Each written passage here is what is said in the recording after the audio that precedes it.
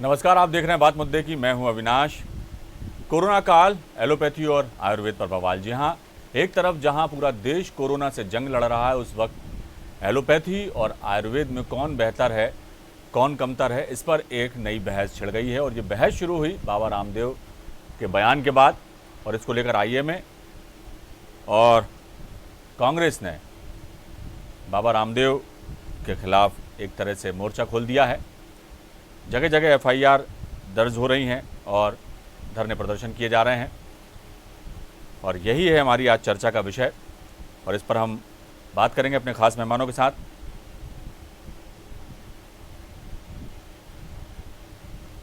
हमारे साथ जुड़ रहे हैं धैर्यवर्धन शर्मा जी हैं, बीजेपी प्रवक्ता हैं। धैर्यवर्धन जी, आपका बहुत स्वागत। चैतन्य भट्ट हैं, वरिष्ठ पत्रकार हैं। चैतन्य जी, आपका बहुत स्वागत हमारे इस कार्यक्रम में। और अमित श्रीवास्तव हैं, नेशनल कोऑर्डिनेटर हैं एआईसीसी के। अमित जी, आपका बहुत स्वागत।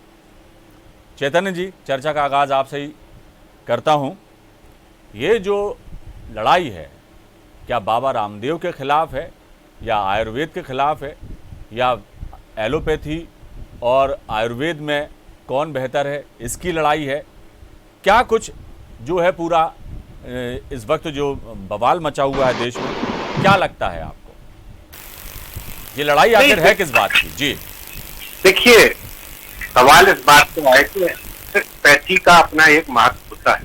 जी, रोगों से लड़ने में आयुर्वेद भी उतना ही महत्वपूर्ण है, होम्योपैथी भी उतनी महत्वपूर्ण है और एलोपैथी भी महत्वपूर्ण। जी, आपका जो ज्ञान है बहुत अच्छा हो सकता है, आप बहुत अच्छा सोचते होंगे, आपका ज्ञान अद्भुत होगा, लेकिन किसी दूसरे के व्यक्ति के ज्ञान पर आप अपमान उसका करें, ये बात ठीक नहीं। जी, बाबा जी बहुत अच्छी दवाइयां बनाते हैं, उन्होंने योग के लिए बहुत कोशिश की और आज हमारा जो देश है वो योग गुरु के नाम से पहचाना जाता है। लेकिन किसी दूसरी पैथी को आप इस तरह से अगर अपमानित करेंगे तो ये बात ठीक नहीं। दूसरी बात, किसी भी व्यक्ति के लिए, किसी भी मरीज के लिए दवा से ज्यादा विश्वास महत्वपूर्ण होता है जी, कि वो किस दवाई पर विश्वास करता है। एलोपैथी में विश्वास करता है, होम्योपैथी पे करता है, कि जड़ी बूटियों पे करता है, कि नेचुरोपैथी पे करता है। ये उसके विश्वास पे होता है और उस विश्वास के तहत ही वो ज्यादा जल्दी स्वस्थ हो जाता है। जी, तो अगर आयुर्वेद पे किसी व्यक्ति को विश्वास है तो वो आयुर्वेद की दवाई करता है, लेकिन कई बार ये भी होता है कि आयुर्वेद और होम्योपैथी से निराश होकर अंततः वो एलोपैथी की शरण में जाता है, या एलोपैथी से निराश होकर फिर आदमी आयुर्वेद या होम्योपैथी की तरफ जाता है। तो हर पैथी की अपनी एक विशेषताएं। एलोपैथी में सर्जरी है, किसी भी चीज की अगर आपको सर्जरी की आवश्यकता, उसमें एलोपैथी की आपको जरूरत पड़ती है। तत्काल अगर किसी चीज में नियंत्रण लाना है तो उसमें आपको एलोपैथी की जरूरत पड़ती है। किसी रोग को जड़ से खत्म करना, उसके लिए आयुर्वेद कहता है कि हम इसको जड़ से खत्म कर देंगे। होम्योपैथी में ये होता है कि पहले किसी रोग को उभारा जाता है और उसके बाद फिर उसको पूरी तरह से खत्म किया जाता है। तो हर पैथी की अपनी एक विशेषता होती है और उस पैथी के आधार पर वो रोगियों को स्वस्थ करती है। जैसे होम्योपैथी में आप देखिए कि सारा डिटेल पूछा जाता है, उनके पारिवारिक बैकग्राउंड के बारे में पूछा जाता है, वो रोग कब से उसके बारे में पूछा जाता है, उनको खट्टा पसंद है कि मीठा पसंद। ये सारी चीजें जो है, ये हर पैथी की अपनी अपनी अलग तरीके की जो चिकित्सा पद्धति है उस आधार पे होती है। आप देखिए कि पहले नाड़ी वैद्य हुआ करते थे जो नाड़ी के हिसाब से आपके रोग का पता लगा लेते थे। फिर एमबीबीएस डॉक्टर थे जो सिर्फ बिना किसी जांच के रोगों का पता लगा देते थे। तो ऐसी स्थिति में बाबा रामदेव को इस तरह से बयानबाजी करके किसी भी पद्धति का अपमान करना, ये मुझे लगता है कि ठीक नहीं। चलिए, आपके पास लौटूंगा। अमित जी, क्या कहेंगे? ठीक है, बाबा जी ने बयान दिया, उसके बाद उन्होंने उस पर सफाई भी दी, लेकिन लगातार उन पर, उनके खिलाफ मोर्चा खोलना और सिर्फ एक ही पैथी को लेकर, यानी यदि बाबा रामदेव के बयान पर शिकायत है तो वो ठीक है, उस पर यदि विरोध जताया जाता है, लेकिन आयुर्वेद पर भी इस बीच सवाल उठे कि वो कमतर है या एलोपैथी बेहतर है। इस तरह की जो चीज़ें हैं, व्यक्ति के बोलने पर यदि कुछ विवाद होता है या कोई बयान है, उसका विरोध आप कर सकते हैं, उस पर जो है बात हो सकती है, लेकिन किसी भी पद्धति को बेहतर बताना या किसी को कमतर बताना, ये कहाँ का न्याय है? और इस मुद्दे पे ये भी देखने को मिल रहा है, क्या कहेंगे? जी, निश्चित तौर पे मुझे ऐसा लगता है कि हम भारतवासियों के लिए आयुर्वेद एक बहुत बड़ा विज्ञान है और we have a higher respect with Ayurveda and other sciences.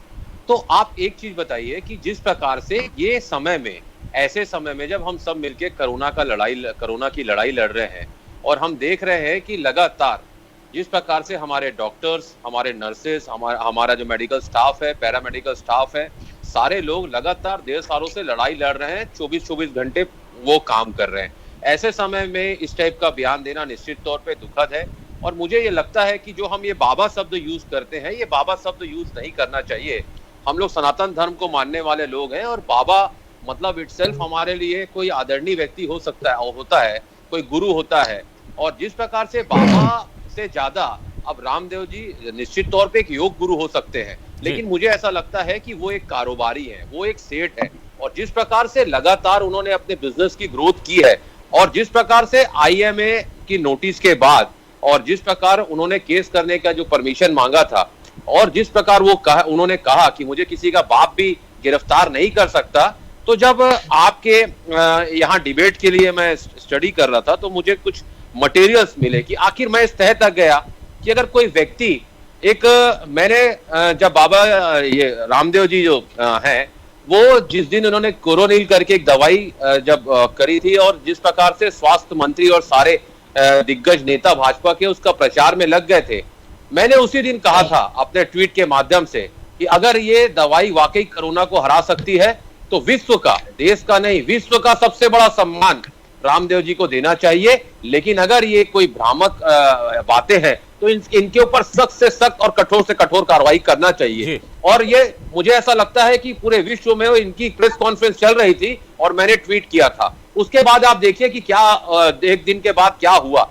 उसी प्रकार से आप देखेंगे लगातार इनका चाल चरित्र और चेहरा देखेंगे तो ये विवादों में हमेशा बने रहे, कभी कुछ कहना। और जिस प्रकार से आप देखिए 2014 के पूर्व बाबा योग गुरु, निश्चित तौर पे वो योग गुरु है, मैं योग गुरु मानता हूं। और रायपुर में जब हमारे शहर में जब वो बहुत साल पहले जब योग की क्लास लगाए थे तो मैंने भी वो क्लास करी है, मेरे दोस्तों ने भी क्लास करी है, हम लोग कॉलेज में थे, हम लोग सब लोगों ने उस क्लास को किया है। वो एक अच्छे योग गुरु हो सकते हैं, लेकिन एक योग गुरु जब राजनीति में आ जाता है, और आप देखिए 2014 के पूर्व उन्होंने कहा था काला धन और कई विवादित बयान, 35 रुपए में पेट्रोल डीजल में मिल जाएगा। तो ऐसी बहुत से, मुझे ऐसा लगता है कि कहीं ना कहीं जो स्टडी करने पे मैंने पाया, जो मैं आपके चैनल के माध्यम से दिखाऊंगा, आप जूम करके देखिए कि ये जो बाप की बात कर रहे थे, जो बड़े व्यक्ति की बात कर रहे थे, वो कौन है आप देख लीजिए। ये लगातार ट्वीट में कई लोग ट्वीट कर रहे हैं, मैंने इसको निकाला है। तो आज अगर आप इस सत्ता के करीब अगर हैं, अगर सरकार के आप नजदीक हैं, तो आपका भय खत्म हो गया है क्या? आप जिस प्रकार का सत्ता से नजदीकी और जिस प्रकार से आप झड़प कर रहे हैं, बहस कर रहे हैं और ऐसे समय में दे रहे हैं, सबसे इंपॉर्टेंट समय ये है, this is not the correct time. हमारे लिए वो चिकित्सक, वो डॉक्टर, वो हमारे लिए देवतुल्य हैं और हम उनको देवतुल्य कह रहे हैं। और ऐसा समय में बाबा जो हैं, वो मुझे ऐसा लगता है कि इनके खिलाफ जरूर सख्त से सख्त और कठोर से कठोर कार्रवाई करनी चाहिए। और सबसे अहम चीज मैं आपके संज्ञान में लाना चाहता हूं कि अगर ये कोई दूसरा व्यक्ति करता तो लगातार सरकार उसके ऊपर कार्रवाई कर देती, लेकिन स्वास्थ्य मंत्री जी उनसे पत्राचार कर रहे हैं कि आपने IMA के लोगों को ठेस पहुंचाई, आप अपना बयान वापस ले लीजिए। तो ये सब समझ से परे है। जी अमित जी, आपके पास लौटूंगा, क्या कहेंगे देववर्धन जी? देखिए, मानव भाई को बड़े गौर से सुन रहा था जी। मुझे लग रहा है कि राजनीतिक लाभ कांग्रेस लेना चाह रही है, बजाय इसके कि हमको इस विवाद का बड़ा शालीन और सौम्य पटाक्षेप कराना चाहिए। क्योंकि प्रारंभिक तौर पर अमित भाई ने भी कहा कि आयुर्वेद का भी हम बहुत सम्मान करते हैं, योग का हम बहुत सम्मान करते हैं। निश्चित तौर पर हम भगवान राम के समय का दौर भी नहीं भूल सकते हैं कि जब लक्ष्मण जी बेहोश हो गए थे, मूर्छित हो गए थे, तब एक जड़ी बूटी ही हनुमान जी लेकर के आए थे और उस जड़ी बूटी के अर्क से ही लक्ष्मण जी के प्राण बचे थे। तो हम अनादिकाल से इसका उपयोग करते चले आ रहे हैं। रही बात विवाद की, सभी को अपनी भाषा का बोली को नियंत्रित रखना चाहिए, क्योंकि हम सब ने बचपन में पढ़ा है कि बातन हाथी पाइए और बातन हाथी पांव, अर्थात उसी जुबान से बोली बातों से आपको सम्मान मिलता है और उसी से सजा भी मिलती है। इसलिए किसी को भी ऐसी किसी प्रकार की भाषा का उपयोग नहीं करना चाहिए जिससे किसी के पेशे को ठेस पहुंचती हो। और पर मुझे ऐसा लग रहा है कि एक गलती बाबा रामदेव से हुई कि उन्होंने उसको उपहास का विषय बनाया। अब चूंकि उनके वो हंसी टिटोली में बात करने की आदत है, मैं उनका कोई प्रवक्ता नहीं हूं, मैं उनकी सफाई भी नहीं दे रहा हूं, सामान्य शिष्टाचार बस बात कर रहा हूं कि उनकी आदत में है हंसी मजाक करते हुए, ठिठोली करते हुए अपनी बात को रखना। तो वो अपने कार्यकर्ताओं के बीच इस प्रकार की भाषा का प्रयोग कर रहे थे। वो पुराना वीडियो उस समय तो नहीं चुभा, पर अब तमाम सारे जो लोग हैं, आईएमए के लोग अब उस वीडियो को प्रसारित कर रहे हैं।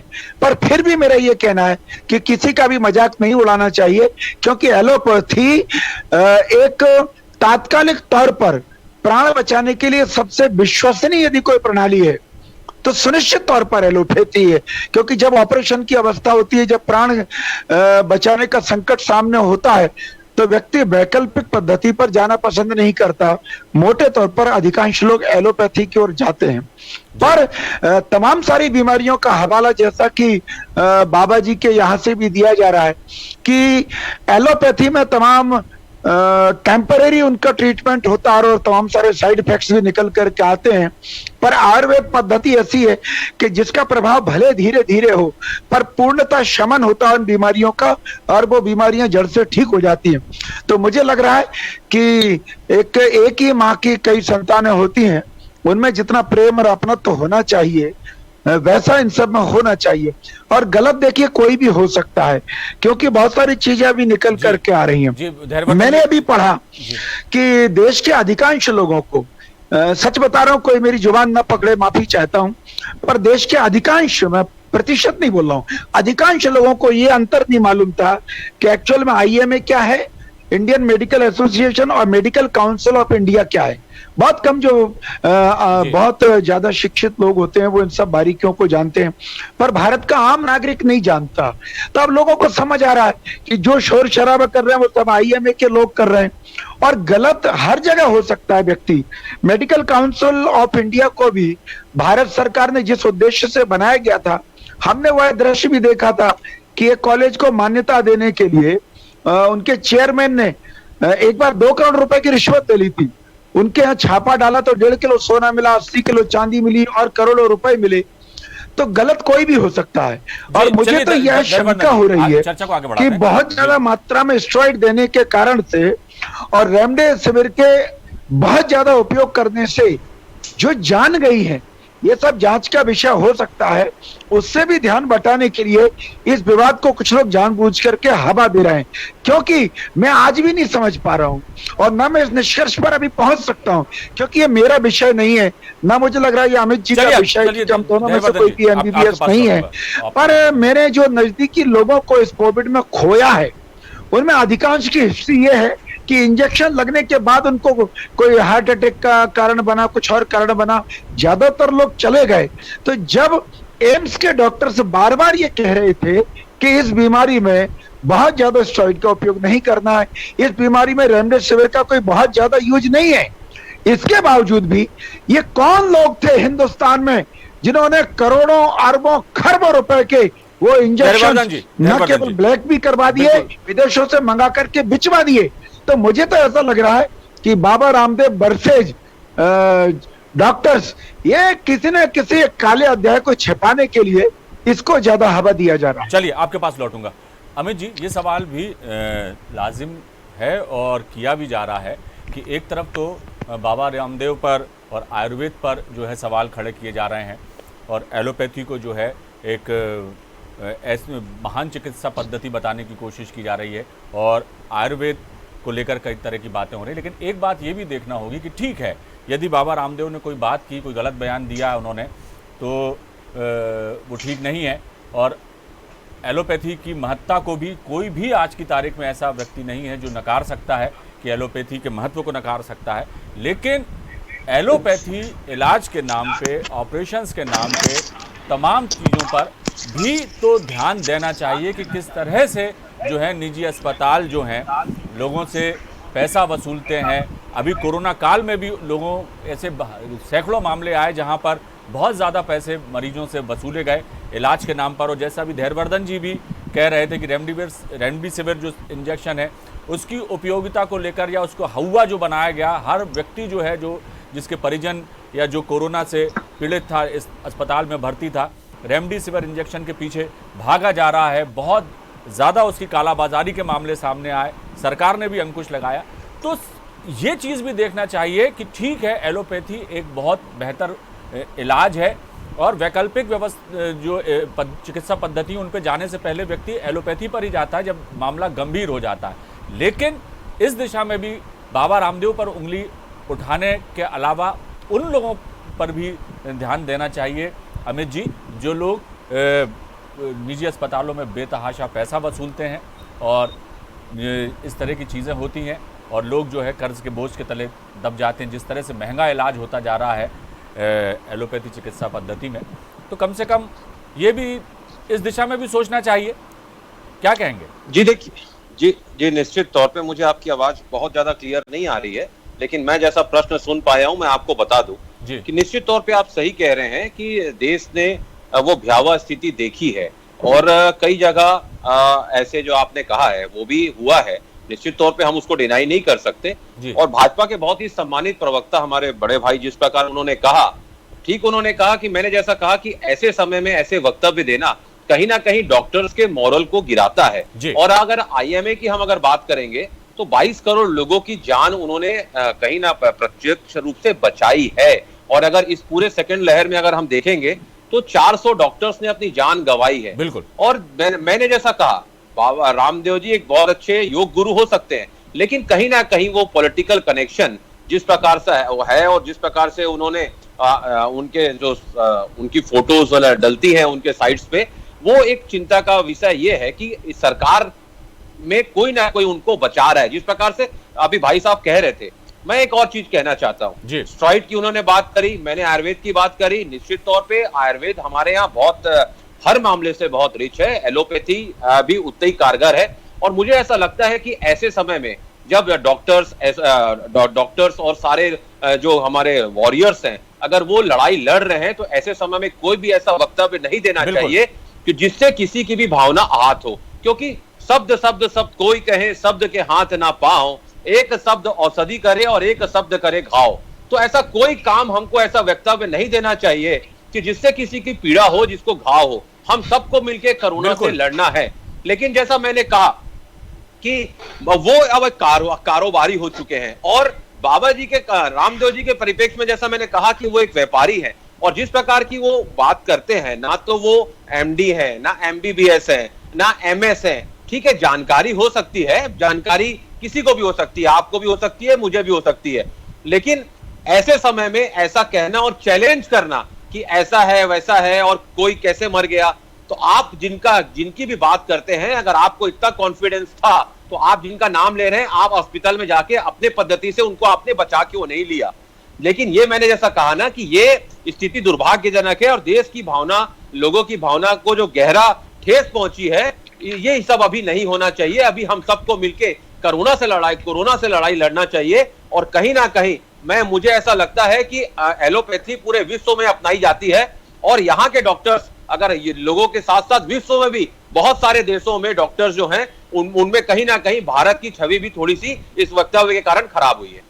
चलिए रमेश जी, सही बात भी है। और यह रहा सवाल है, आयुर्वेद का महत्व जो है वो किसी को बताने की जरूरत नहीं है। हमारे देश की ये पुरानी, देखिए बिल्कुल रामदेव के कहने से कि हम लोग हिंदू सनातन धर्म को मानने वाले लोग हैं और हमने रामायण में पढ़ा है कि जिस प्रकार से संजीवनी बूटी से लक्ष्मण जी को बचाया गया था। और मैंने जैसा कहा, मैं बार बार आपको कह रहा हूँ, बिल्कुल आयुर्वेद एक बहुत बड़ा विज्ञान है। अमित जी, मैं आपकी ही बात का समर्थन कर रहा हूँ। आयुर्वेद कोई बाबा रामदेव जी के आ जाने से ही आयुर्वेद नहीं है हमारे देश में, ये बहुत पुरानी और परंपरा है। ये लोगों को समझना चाहिए, उनके भक्तों को समझना चाहिए। आप एक मिनट मेरी बात तो सुन लीजिए, वही बात है मैं कह रहा हूँ। लेकिन और पाश्चात्य देशों ने भी इसके महत्व को जाना है, बिल्कुल सही बात है। लेकिन जैसा आप कह रहे हैं कि इस वक्त देश में जो माहौल चल रहा है उसमें इस किस्म का बयान ठीक है कि जायज नहीं है अमित जी, लेकिन यदि कोई बात है उसका बतंगड़ भी नहीं बनाया जाना चाहिए। लगातार जिस तरह से कांग्रेस एफआईआर दर्ज करा रही है और इस मामले को तूल दिया जा रहा है, वो भी कहीं ना कहीं थोड़ा सा गलत है, क्योंकि इससे पूरे देश में एक जो मानस बनता है जनता के बीच वो ठीक नहीं होता। धैर्यवर्धन जी, आपसे ही, आपके पास ही आ रहा हूं, आप क्या कहेंगे? नहीं, आबिद जी की विद्वत्तापूर्ण चर्चा में 2-3 बिंदु ऐसे लगे मुझे जिन पर मुझे पुनः ध्यानाकर्षण करना चाहिए जी। एक तो आपने कहा कि कोरोनिल से कोई बहुत लाभ नहीं होगा। देखिए, यहाँ मेरी आपकी मत भिन्नता है। मत भिन्नता इस नाते है क्योंकि कोरोना जो डिसीज है वो कई स्तर पर लोगों को संक्रमित कर रहा है, और हम सब जानते हैं कि हिंदुस्तान में नहीं पूरी दुनिया में अभी भी गारंटी के साथ एलोपैथी भी कोरोना का प्रॉपर इलाज नहीं कर पा रही। कोरोना के कारण से शरीर में जो व्याधियां उत्पन्न हो रही हैं, उन व्याधियों का पूर्व निर्धारित जो ट्रीटमेंट है केवल उसका प्रयोग किया जा रहा है। ऐसी स्थिति में बाबा के समर्थक और रामदेव बाबा जी के द्वारा भी यही बात सामने आई है कि जिनको कोरोना का अंदेशा है, कोरोना का बहुत प्राइमरी असर जिनके शरीर में दिख रहा है, यदि वे कोरोनिल का प्रयोग करेंगे, अणुतेल का प्रयोग करेंगे, दवाई खाएंगे, श्वसारी खांसी की दवा पिएंगे, तो वो निश्चित तौर पर ठीक होंगे। और ऐसे हजारों लाखों लोग हैं इस देश में जो उन दवाइयों का प्रयोग करते हैं। एक बात। दूसरी बात मैं एक और कह रहा हूं कि बाबा रामदेव जी पर भले कोई डिग्री ना हो, पर उनके संस्थान में हजारों डॉक्टर्स, वैद्य, जिनको वर्षों वर्षों का अनुभव है, पीढ़ियों पीढ़ियों का अनुभव है, जो वैद्य डिग्री होल्डर्स भी हैं, जो बड़े लेवल के रिसर्च करता है, वो आधुनिक मशीनों पर अंतरराष्ट्रीय लेवल के मापदंडों को पूरा करते हुए और उसके बाद दवाइयां मार्केट में लेकर के आ रहे हैं। तीसरी बात मैं जो कहना चाहूंगा कि अभी बुद्धिमत्ता की बात केवल इतनी सी होगी कि हमारी संस्कृति के अनुरूप आयुर्वेद है। बाबा रामदेव ने बहुत सेवा की है, देश की बहुत काम की है। बाबा रामदेव से भी यदि कोई गलती हुई है तो बाबा रामदेव को भी बैक गियर लगाना चाहिए, कोई चूक हुई है तो अपनी गलती मानना चाहिए, पर बाकी के लोगों को भी इस विवाद को ठंडा करने में अपना योगदान इसलिए देना चाहिए क्योंकि दोनों पैथी अगर बलवती होंगी तो हमारा देश सुरक्षित होगा, क्योंकि हमारे यहाँ का खान पान, हमारे यहाँ का पथ्य, हमारे यहाँ की जलवायु, बहुत कारण ऐसे हैं कि हम पूरी तरह से अमेरिकन या तमाम यूरोपियन कंट्रीज में जो पैथी चल रही है उस पर 100% निर्भर नहीं हो सकते हैं। इसलिए मेरा यही मानना है कि कुछ थोड़ा सा आप समझदारी दिखाएं। अब हिंदुस्तान में ऐसा भी है धैर्यवर्धन जी, ये बात आयुर्वेद या सुधार होनी चाहिए, और अभी ये सेवा का जो संकल्प लेकर के काम में लगे हुए लोग हैं जी। धैर्यवर्धन जी, चर्चा का समय समाप्त हो गया है। अंतिम प्रतिक्रिया में चैतन्य भट्ट साहब से यार ऐसा मौका दिया गया कि लोग दोनों का ही मजाक बनाए, दोनों पर ही सही कहा आपने, वो बात होना भी चाहिए। क्योंकि देखिए गलत मैं फिर कह रहा हूँ, दोनों तरफ हो सकते हैं। बिल्कुल। एक और डॉक्टर्स ने लगभग 1000 के आसपास समय समाप्त हो रहा है। अंतिम प्रतिक्रिया में चैतन्य भट्ट साहब से लेना चाह रहा हूं। इलाज करते करते जी बिल्कुल। और एक और वो कितने, अरे जी चर्चा का समय समाप्त हो गया है धैर्यवर्धन जी। नर्सिंग होम में मैं आपसे माफी चाहते हुए कहूंगा कि 2-5 हजार रुपए की दवाइयों से ठीक हो सकते थे, भाई 5-5 लाख, 4-4 लाख, 2.5 लाख, 8 लाख। अरे धैर्यवर्धन जी, आप मुझे सुन पा रहे हैं क्या? डॉक्टर्स को मालूम है। जी बोलिए। अरे नहीं, धैर्यवर्धन जी से मैं कहना चाहूंगा कि भाई चर्चा का समय समाप्त हो गया है। चलने वाला देश है। बिल्कुल, आपने जैसा कहा, मुझे भी अपनी बात रखने दीजिए। हमें अपना चैतन्य जी, अंतिम प्रतिक्रिया में आपसे लेना चाहूंगा। ये जो मामला है, हमारा देश जो है विभिन्न आस्थाओं का, विभिन्न जो है संस्कृतियों का देश है, और यहाँ पर आयुर्वेद का भी उतना ही महत्व है, आयुर्वेद को मानने वाले भी उतने ही हैं। एलोपैथी जो है वो भी ज़्यादातर लोग जो है एलोपैथी की तरफ जाते हैं यदि कोई गंभीर मामला हो जाता है। होम्योपैथी भी है, और जो कहते हैं तमाम और भी चिकित्सा पद्धतियाँ हमारे देश में लागू हैं। देसी नुस्खे भी जो हैं, दादी के नुस्खे, नानी के नुस्खे भी चलते हैं, उनसे भी लोग ठीक होते हैं। ऐसे समय में लेकिन जब बात पीड़ित मानवता की सेवा की है, जब किसी के कुछ कहने से पैनिक हो सकता है या एक भ्रम का वातावरण समाज में पैदा हो सकता है, तो उस बात को नहीं करना चाहिए, और यदि बात हो भी गई है तो उसे तूल नहीं देना चाहिए, ताकि अभी जो संकट का समय है वो किसी तरह से निकल जाए। भट्ट साहब क्या कहेंगे? ये देखिए अविनाश जी, ऐसा कि मैं ये मानता हूँ कि एलोपैथी हो या होम्योपैथी हो या आयुर्वेदिक, सबका अपना अपना महत्व है। सवाल इस बात का है कि आपने जैसा सवाल उठाया कि निजी अस्पतालों में कोरोना पीड़ितों के साथ लूट हुई, अगर बाबा रामदेव इस मुद्दे को उठाते तो मुझे लगता है कि पूरा देश उनके साथ होता, जो लोग मरीज जिनने बहुत पैसा दिया है वो सब साथ होते। लेकिन आप किसी पैथी को अगर इडियट कहेंगे बिल्कुल, तो मुझे लगता है कि ये बहुत गलत तरीका है। आप भी व्यापार कर रहे हैं, दूसरे लोग भी व्यापार कर रहे हैं, आप अपनी दवाइयों के लिए लगातार विज्ञापन देते हैं, करोड़ों रुपयों के विज्ञापन दे रहे हैं। एक तरफ तो आप कहते थे कि मैं योग से सारे रोग ठीक कर लेता हूँ, अगर योग से ही सारे रोग ठीक हो जाते तो आपको नाखून से लेकर सिर तक के बाल तक की दवाइयां बनाने की जरूरत क्या थी? सवाल वही है कि आप अपना धंधा करिए, आपके धंधे पे न कभी आईएमए ने उंगली उठाई, न किसी दूसरे पैथी वाले ने उंगली उठाई है। लेकिन आप अगर इस तरह की बातें करें और उसके बाद उसको स्वीकार ना करके फिर ये कहें कि मुझे किसी का बाप भी गिरफ्तार नहीं कर सकता, तो ये क्या बताता है कि कहीं ना कहीं आपको संरक्षण मिला हुआ है। और जब संरक्षण मिला हुआ है तो आईएमए भी अपनी तरफ से तो अपना प्रयास करेगा। अगर उनके डॉक्टरी पेशे पे अगर आपने कोई उंगली उठाई हो, विशेषकर उस तौर पे जब आप खुद डॉक्टर नहीं है। हाँ, अगर आप डॉक्टर होते, एमएस होते, एमबीबीएस होते या और बड़ी डिग्री अगर आपके पास होती है, और अगर उस समय आप एलोपैथी के लिए, अगर डॉक्टर गुलेरिया कुछ कहें एलोपैथी के बारे में तो मान सकता हूँ, क्योंकि उनको ज्ञान है। आपको इस बारे में कोई ज्ञान नहीं है और उसके बाद आप इस तरह की बातें कर रहे हैं कि सैकड़ों लोग, जितने लोग कोरोना से नहीं मरे उससे ज्यादा लोग तो एलोपैथी की दवाई खाने से मर गए। अगर आज मान लीजिए बाबा जी की ऑक्सीजन कम हो जाएगी तो उनको ऑक्सीजन तो लेना पड़ेगी ना, एलोपैथी के अस्पताल में ही जाके ऑक्सीजन लेना पड़ेगी। अभी जब बालकृष्ण जी भर्ती हुए थे तब उनको एलोपैथी का ही उपचार मिला था। अभी उनके यहाँ के एक सुनील बंसल जी की डेथ हो गई है कोरोना से। अगर इतनी कोरोनिल प्रभावशाली होती तो वो उनको बचा लेते।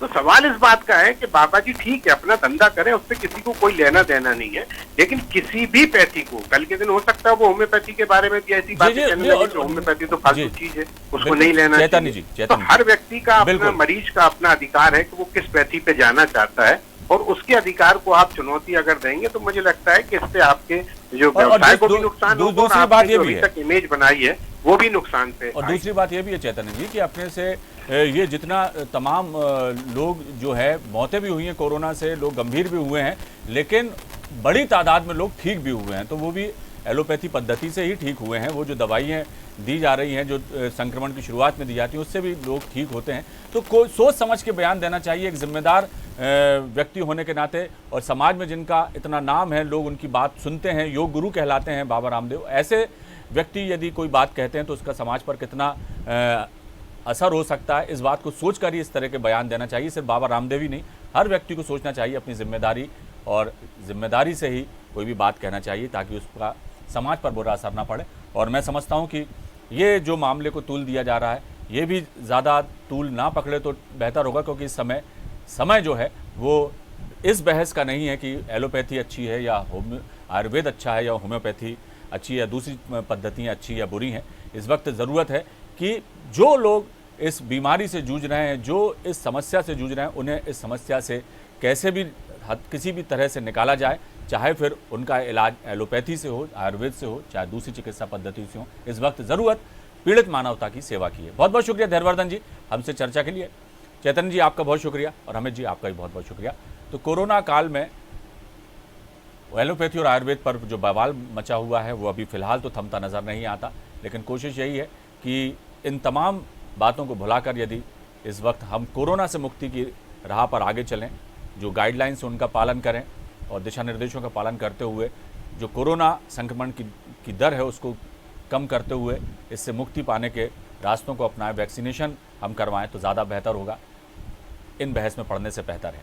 फिलहाल दीजिए इजाज़त, बने रहिए आप हमारे साथ। खबरों का सिलसिला लगातार जारी है। नमस्कार।